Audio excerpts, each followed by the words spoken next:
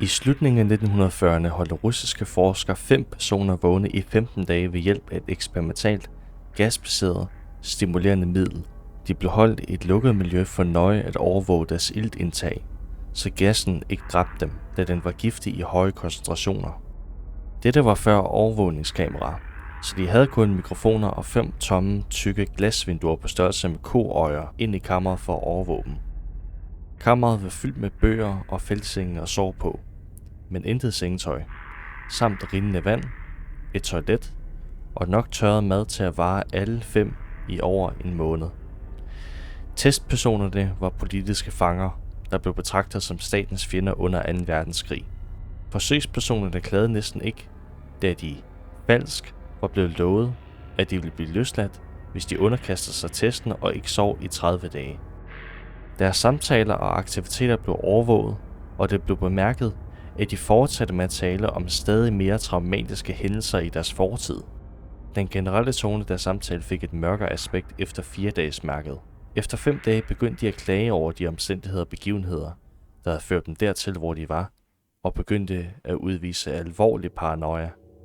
De holdt op med at tale med hinanden, og begyndte skiftesvis at hviske i mikrofonerne, og de indvejs spejlblanke koøjer. Mærkeligt nok syntes de alle at tro, at de kunne vinde forsøgslederens tillid ved at udlevere deres kammerater, de andre forsøgspersoner, der var i fangenskab med dem. Først mistænkte forskerne, at dette var en effekt af selve gassen. Efter 9 dage begyndte den første af dem at skrige. Han løb gentagne gange langs kammeret og råbte af fuld hals i 3 timer i træk, hvorefter han fortsatte med at skrige, men kun var i stand til at frembringe lejlighedsvise knirken. Forskerne postulerede, at han fysisk havde revet sin stemmebånd over. Det mest overraskende ved denne adfærd var, hvordan de andre fanger reagerede på den. Eller rettere, ikke reagerede på den. De fortsatte med at hviske ind i mikrofonerne, indtil den anden af fangerne begyndte at skrige. De 2 ikke-skrigende fanger skilte bøgerne ad, smurte side efter side med deres egen afføring og klistrede dem roligt over glasbordene. Skrigene stoppede straks. Det samme gjorde hvisken i mikrofonerne. Efter yderligere 3 dage tjekkede forskerne mikrofonerne hver time for at sikre sig, at de virkede, da de mente, at det var muligt, at der ikke kunne komme nogen lyd med 5 personer ind i. Iltforbruget i kammeret indikerede, at alle 5 stadig måtte være i live. Faktisk var det den mængde ilt, 5 personer ville indtage ved en meget høj grad af anstrengende motion. Om morgenen den 14. dag gjorde forskerne noget, de sagde, de ikke ville gøre, for at få en reaktion fra fangerne. De brugte intercomen inde i kammeret i håb om at provokere enhver reaktion fra de mennesker, de frygtede enten var døde eller blev til grøntsager. De bekendtgjorde: "Vi åbner kammeret for at teste mikrofonerne. Træd væk fra døren og læg jer fladt på gulvet, ellers bliver I skudt. Hvis I overholder reglerne, vil I få jeres øjeblikkelige frihed." Til deres overraskelse hørte de en stemme svare med en enkelt sætning: "Vi ønsker ikke længere at være frie." Der opstod en debat blandt forskerne og de militære styrker, der finansierede forskningen. Da de ikke kunne fremkalde yderligere reaktioner ved hjælp af intercomen, blev det endelig besluttet at åbne kammeret ved midnat på den 15. dag. Kammeret blev skyllet for den stimulerende gas og fyldt med frisk luft, og straks begyndte stemmer fra mikrofonerne at protestere. 3 forskellige stemmer begyndte at tikke, som om de tryllede om deres kæres liv om at tænde for gassen igen. Kammeret blev åbnet, og soldater blev sendt ind for at hente testpersonerne. De begyndte at skrige højere end nogensinde, og det gjorde soldaterne også, da de så, hvad der var inde i. 4 af de 5 forsøgspersoner var stadig i live. Selv ingen med rette kunne kalde den tilstand, nogen af dem, i liv. Madrationerne for de sidste 5 dage var ikke engang blevet rørt. Der var kødstykker fra den døde testpersons lår og bryst proppet ned i afløbet i midten af kammeret, hvilket blokerede og tillod 10 cm vand at samle sig på gulvet. Præcis hvor meget af vandet på gulvet, der rent faktisk var blod, blev aldrig fastslået. Alle 4 overlevende testpersoner fik store dele af muskler og hud revet væk fra deres kroppe. Ødelæggelsen af kød og blotlagte knogler på deres fingerspidser indikerede, at sårene var påført med hånden, ikke med tænder, som forskerne oprindeligt troede. Nærmere undersøgelser af sårenes placering og vinkler indikerede, at de fleste, hvis ikke alle, var selvpåførte. Maveorganerne under ribbenene på alle 4 personerne var blevet fjernet. Mens hjertet, lungerne og mellemgulvet forblev på plads, hvor huden og de fleste af musklerne, der var fastgjort til ribbenene, blev revet af, hvilket blotlagde lungerne gennem brystkassen. Alle blodkarorganer forblev intakte, men var blevet taget ud og lagt på gulvet og spredte sig omkring forsøgspersonerne udskårne, men stadig levende kroppe. Fordøjelseskanalen hos alle 4 kunne ses arbejde og fordøje maden. Det blev hurtigt tydeligt, at det de fordøjede var deres eget kød, som de havde revet af og spist i løbet af dage. De fleste af soldaterne var russiske specialagenter på anlægget, men alligevel nægtede mange at vende tilbage til kammeret for at fjerne forsøgspersonerne. Forsøgspersonerne fortsatte selv med at skrige for at blive efterladt i kammeret og tiggede og krævede, at gassen blev tændt igen, for at de ikke skulle falde i søvn. Til alles overraskelse udkæmpede forsøgspersonerne en voldsom kamp i processen med at blive fjernet fra kammeret. En af de russiske soldater døde af at få halsen revet ud, og en anden blev alvorligt såret ved at få sine testikler revet af, og en arterie i benet skåret over af en af forsøgspersonens tænder. Yderligere 5 af soldaterne mistede livet, hvis man tæller dem, der begik selvmord i ugerne efter hændelsen. I kampen fik en af de 4 levende forsøgspersoner sin mildt bristet og blødte ud næsten øjeblikkeligt. De medicinske forskere forsøgte at bedøve ham, men dette viste sig umuligt. Han blev injiceret med mere end 10 gange den menneskelige dosis af desomorfin og kæmpede stadig som et dyr i et hjørne og brækkede ribbenene og armen på en af lægerne. Hans hjerte bankede i hele 2 minutter efter, at han havde blødt ud til det punkt, hvor der var mere luft i hans karsystem end blod.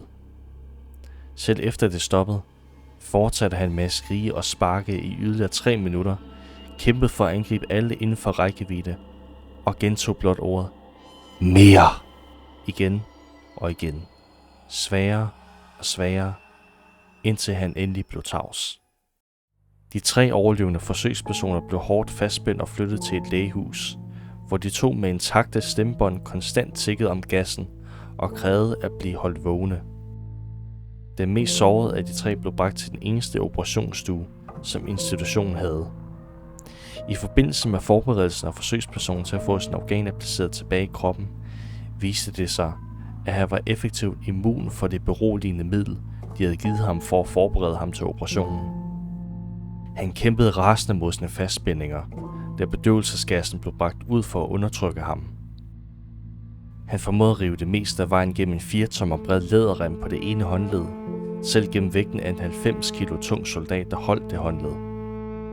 Det krævede kun lidt mere bedøvelse end normalt at undertrykke ham, og i det øjeblik hans øjenlåg blafrede og lukkede sig, stoppede hans hjerte.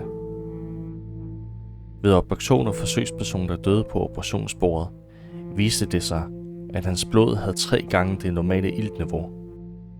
De muskler, der stadig var fastgjort til hans skelet, var slemt revet i stykker, og han havde brækket 9 knogler i sin kamp for ikke at blive undertrykt. De fleste af dem var fra den kraft, hans egne muskler havde udøvet på dem. Den anden overlevende havde været den første i en gruppe på 5, der begyndte at skrige. Hans stemmebånd var ødelagt. Han var ude af stand til at tikke eller gøre indsigelse mod operationen, og han reagerede kun ved at ryste voldsomt på hovedet i misbilligelse, da bedøvelsesgassen blev bragt i nærheden af ham. Han rystede på hovedet ja, da nogen modvilligt foreslog, at de skulle forsøge operationen uden bedøvelse, og reagerede ikke under hele den 6 timer lange procedure med at skifte hans maveorganer og forsøge at dække den med det, der var tilbage af hans hud. Kirurgen, der var til stede under operationen, udtalte gentagne gange, at det ikke burde være medicinsk muligt for patienten stadig at være i live. En skrækslagen sygeplejerske, der assisterede under operationen, sagde, at hun havde set patientens mund krølle sig sammen i et smil flere gange, hver gang hans øjne mødte hendes. Da operationen var afsluttet, kiggede forsøgspersonen på kirurgen og begyndte at væse højt, mens han forsøgte at tale, mens han kæmpede. I den antagelse, at dette måtte være noget af drastisk betydning, lod kirurgen hente en kuglepen og blok, så patienten kunne skrive sin besked. Det var simpelt. Bliv ved med at skære. De 2 andre forsøgspersoner fik den samme operation, Begge uden bedøvelse, selvom de skulle injiceres med en lammelse under hele operationen.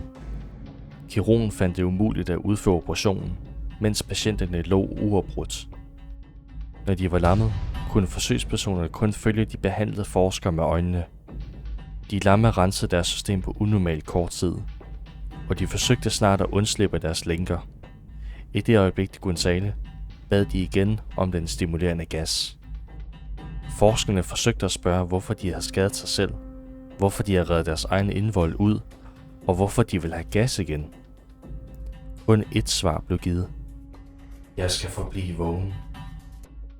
Alle 3 forsøgspersoners bånd blev forstærket, og de blev placeret tilbage i kammeret, hvor de afventede en afgørelse om, hvad der skulle gøres med dem. Forskerne, der stod over for deres militære velgørenhedsvrede for ikke at have nået de erklærede mål for deres projekt, overvejede at aflive de overlevende forsøgspersoner.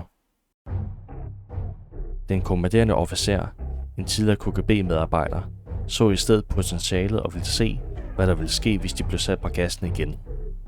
Forskerne protesterede kraftigt, men blev underkendt.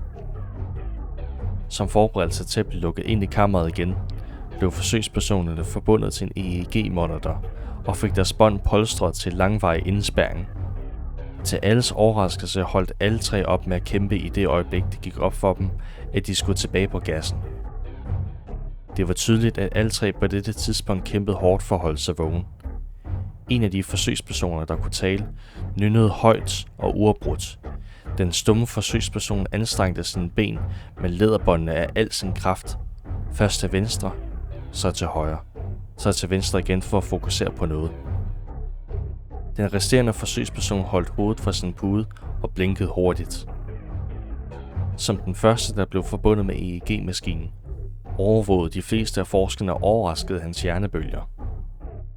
De var normale det meste af tiden, men nogle gange fladede de uforklarligt ud. Det så ud som om, han gentagne gange led af hjernedød, før han vendte tilbage til normalen. Mens de fokuserede på papiret, der rullede ud af hjernebølgemonitoren, var det kun én sygeplejerske, der så mands øjne lukke i samme øjeblik, som man troede ramte puden. Hans hjernebølger ændrede sig øjeblikkeligt til dyb søvn, men blev derefter fladet for sidste gang, da hans hjerte samtidig stoppede. Den eneste tilbageværende forsøgsperson, der kunne tale, begyndte at skrige for at blive forsejlet. Hans hjernebølger viste de samme flade linjer som den, der lige var død af søvn. Kommandøren gav ordre til at forsejle kammeret med begge forsøgspersoner indeni, såvel som 3 forskere. En af de 3 navngivne personer trak straks sin pistol og skød kommandøren lige i øjnene, hvorefter han rettede pistolen mod den stumme forsøgsperson og skød også hans hjerne ud. Han parrede sin pistol mod den tilbageværende forsøgsperson, stadig fastspændt til en seng, mens de resterende medlemmer af det medicinske og forskerhold flygtede fra holdet. Jeg vil ikke være låst inde her med disse ting. Ikke med dig, skreg han til manden, der var fastspændt til bordet. Hvad er du? Spurgte han. Jeg må vide det. Forsøgspersonen smilede. Har du glemt det så let? Spurgte forsøgspersonen. Vi er dig. Vi er den galskab, der lurer i jer alle, og som tigger om at være fri i hvert øjeblik i jeres dybeste dyriske sind. Vi er det, I gemmer jer for i jeres seng hver nat. Vi er det, I bedøver til stilhed og lammelse, når I går til det natlige paradis, hvor vi ikke kan træde. Forskeren holdt en pause, sigtede derefter mod forsøgspersonens hjerte og affyrede. EEG'et flade ud, da forsøgspersonen svagt udbrød. Så næsten fri.